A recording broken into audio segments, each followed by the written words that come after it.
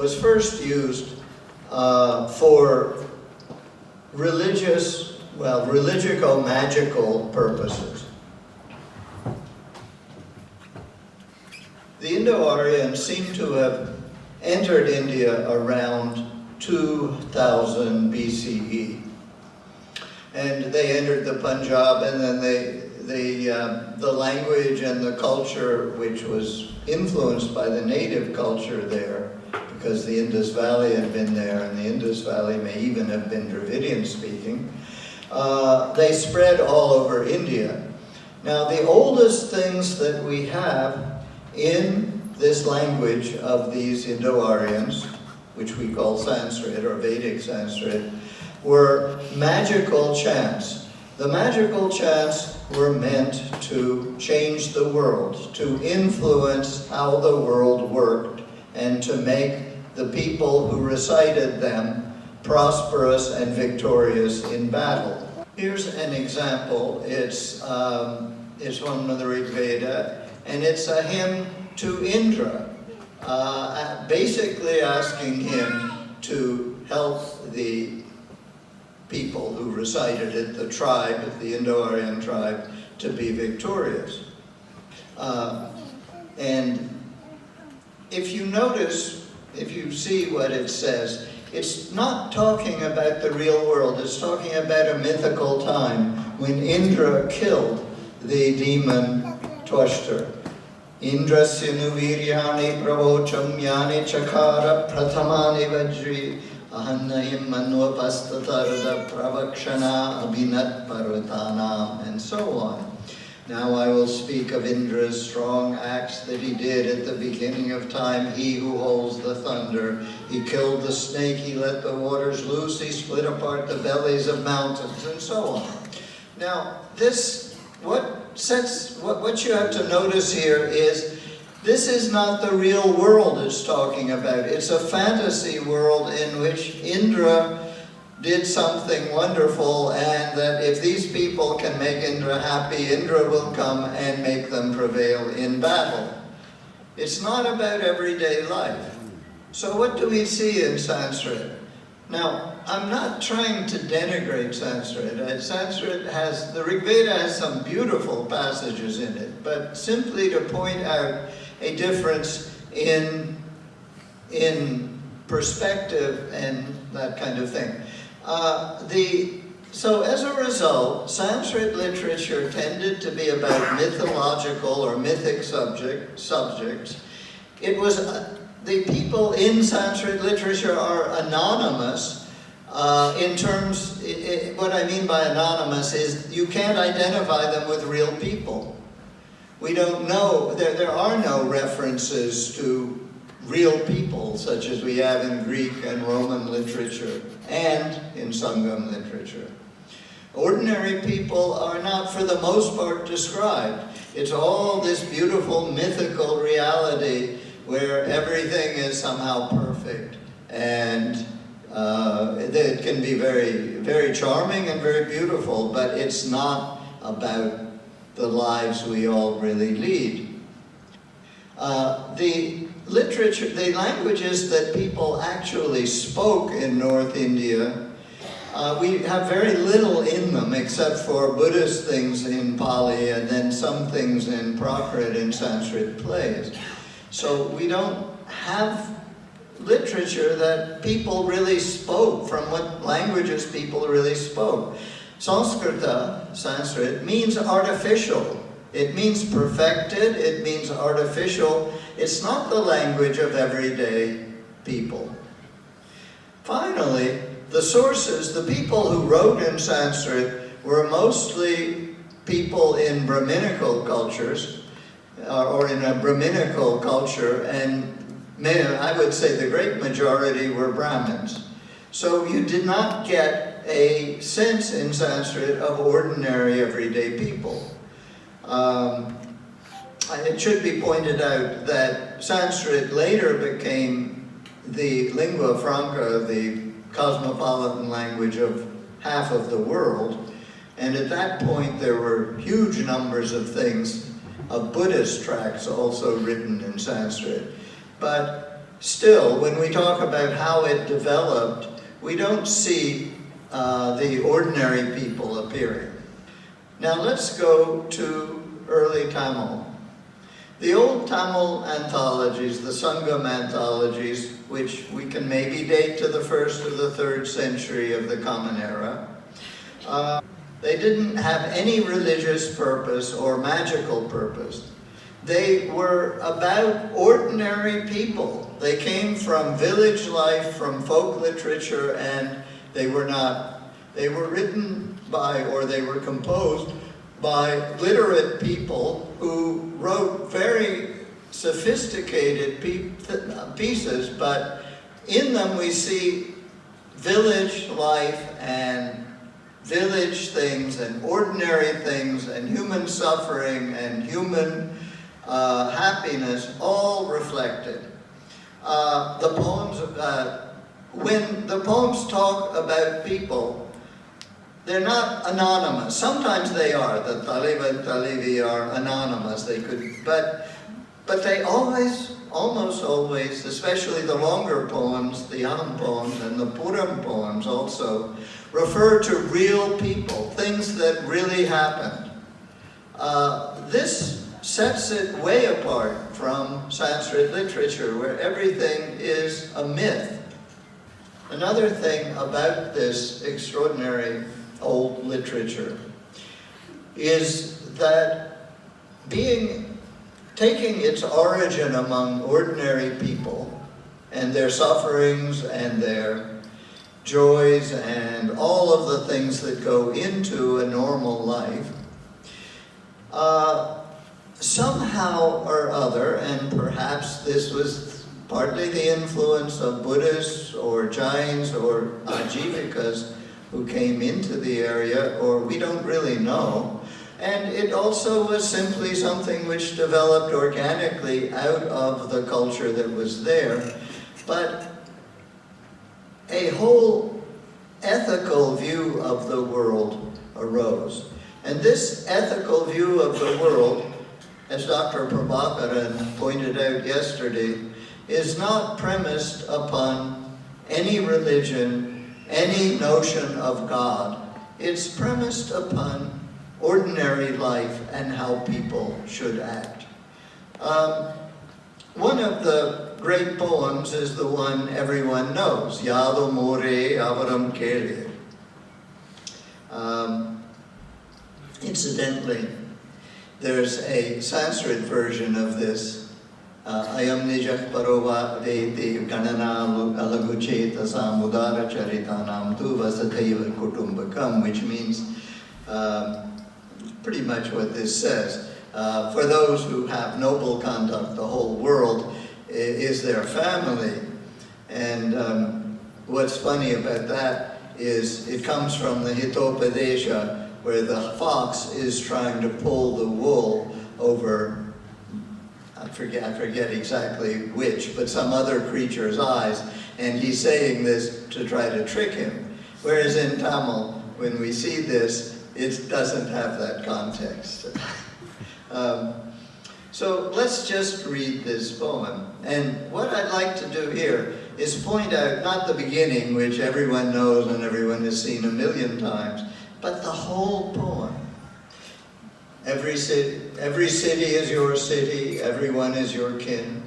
Failure and prosperity do not come to you because others have sent them, nor do suffering and the end of suffering. There is nothing new in death. Thinking that living is sweet, we do not rejoice in it. Even less do we say, if something unwanted happens, that to live is miserable. Through the vision of those who have understood, we know that a life with its hardship makes its way like a raft, riding the water of a huge and powerful river, roaring without pause as it breaks against rocks because the clouds crowded with bolts of lightning pour down their cold drops of rain. And so we are not amazed at those who are great, and even less do we despise the weak. What an extraordinary motto for humanism this poem is. I don't think you could find anything in any literature which sums up humanistic ideals more perfectly. When you read it in Tamil, the poem flows with a kind of, you can feel the river roaring on the rocks, and it's just a magnificent poem. Yadumure yavarum keliyir teedum nandrum pirataravara nodalum tanidalum avachorana sadalum puduvadandri vardal inidana mahindandrum ilame munivin innadendrum ilame மின்னொடுவானம் தன்துடி தலை யானாது களம் பொருது இறங்கும் மல்லல் பேர்யாற்று நீர்வழி படும் புனைப்போல் ஆருயிர் முறைவழி படும் என்பது பிறவோர் காட்சியின் தெளிந்தனமாகலின் மாட்சியின் பெரியோரை வியத்தலும் இளமே சிறியோரை இகழ்தல் அதன்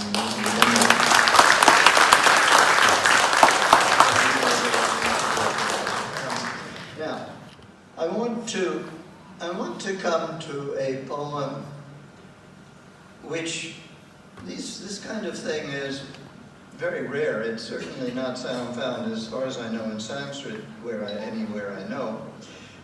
This is a poem by Seraman Kottambalat Tunjir Makode. He's a king, obviously, a Chera king, and he's lost his wife.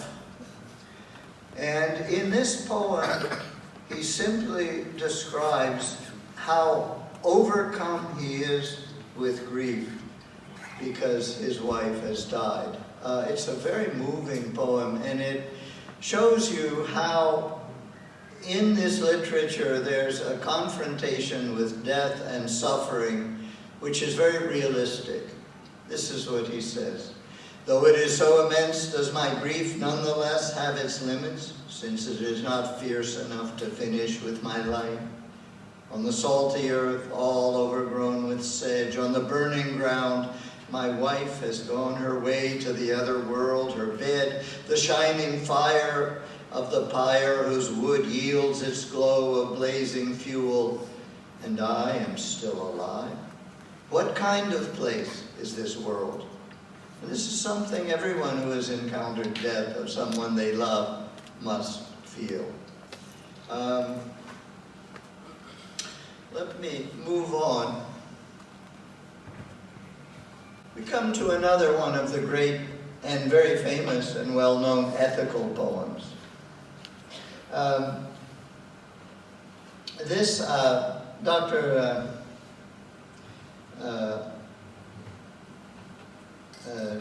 Yesterday we were talking about it.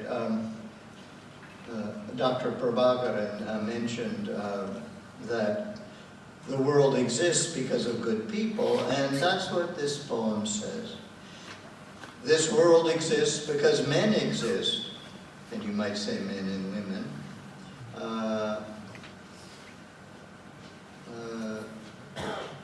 Actually, the Tamil could be man, male, or woman, but in English we have to use men usually for poetic reasons.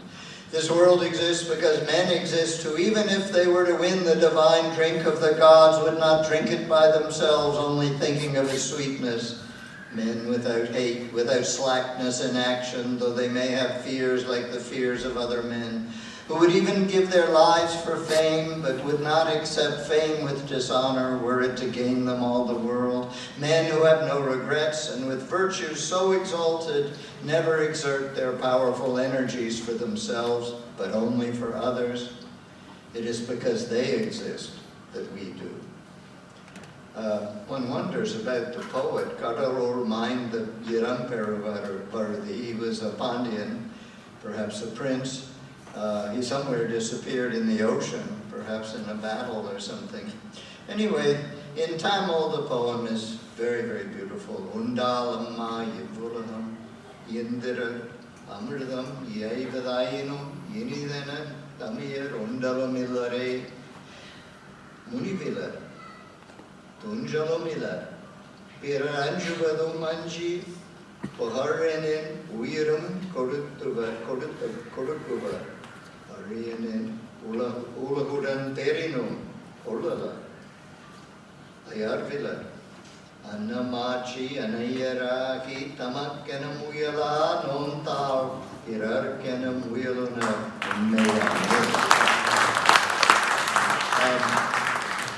And if you want to talk about poetry, you can see how it's all short sentences, and then when you get to the great summation, at the end it all starts rolling out.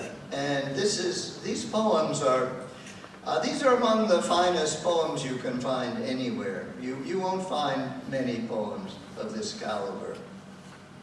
Now, I'm going to just end with, since we were talking about God, and does God exist or not, there's one rather, well, it's a rather chilling poem, but it talks about the world and about whether God exists. It starts out by talking about how human life is different, about how it's full of joy and grief. So it starts out, in one house the funeral drum rattles. In one house the wedding music of a concert drum booms out pleasure. Women who have their men with them don ornaments of flowers. Women whose men have gone off pour down their falling tears. Surely a God who has no virtues is the creator of this world which is so filled with pain. May those who comprehend its nature see their way to bliss. In other words, well, let's look at the Tamil. Oril Nedal Karanga, Oril Indan Muravin Pani Tadumba, Unardor Puvaniania, Pirindor Paidal Unkan Panivarba Ureipa, Pariton Mandra Appan Bilalan, Yenadam Ipulaham, Yeniya Kanga, Idan Yarpunandore.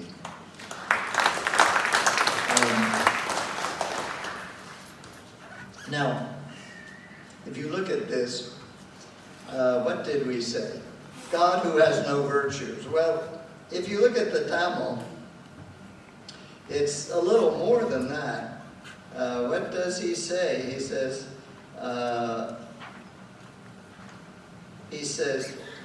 let's see, Palaiton Mandra Appanbilalan. He has no panbu. Panbu, he's not decent. There's something indecent about this creator God who made all of this world to be so filled with grief and joy, and you can't depend on anything. So anyway, to sum up, this early literature of Tamil, so-called Sangam literature, and I could give a similar talk on the Ahananur, which is just an unimaginably profound and magnificent work.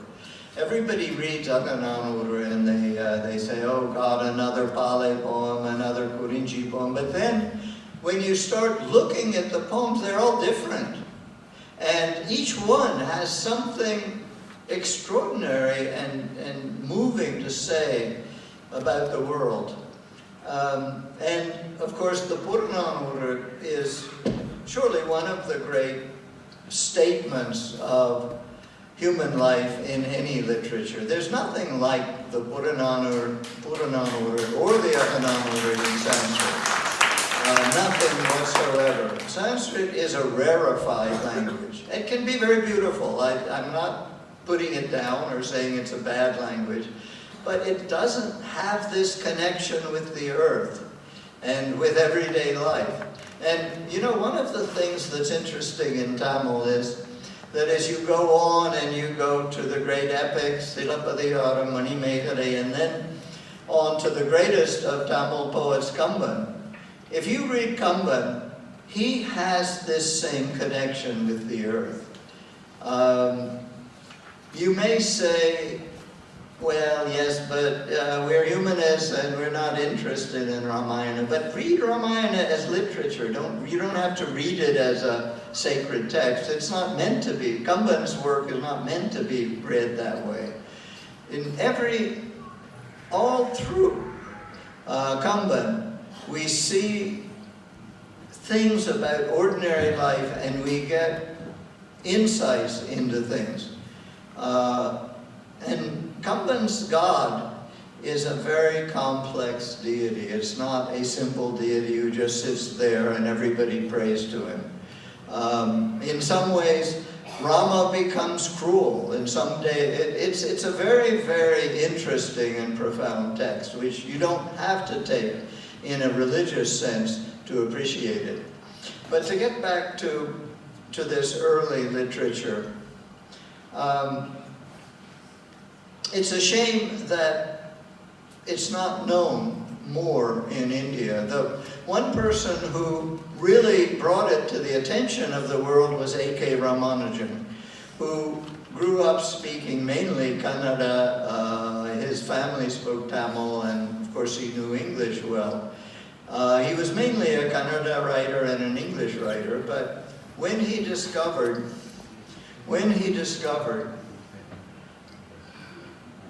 Sangam literature, he was simply enthralled. He never liked Sanskrit very much. It was too artificial for him. But Sangam literature drew him in and really started what he did in the second half of his life. He was also, incidentally, a Shakespearean scholar, so he brought that to it. And his translations of Sangam literature opened up a whole new window into ancient India, which before had been seen only through Sanskrit. So to sum up what these poems say, they say suffering and pain will always exist. Wisdom is to live with generosity and restraint, helping others, always mindful that if we are fortunate, ultimately we are the same as those who are less favored by fate than we are. And that is a very profound and, I would argue, completely humanistic message that somehow these poems 2,000 years ago managed to find and pass on to us. Thank you very much.